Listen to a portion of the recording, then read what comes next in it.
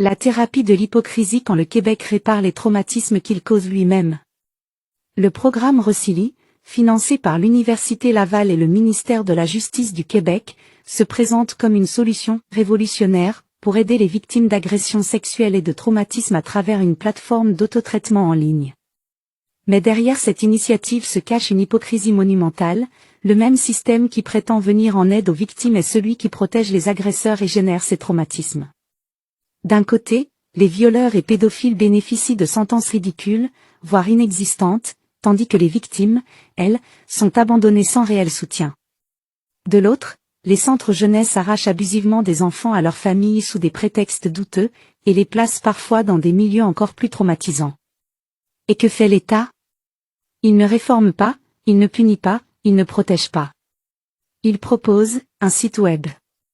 Plutôt que d'investir dans une véritable justice, des thérapies en personne et des programmes de réparation, le Québec préfère dire aux victimes, voici un programme en ligne, gérez votre souffrance vous-même.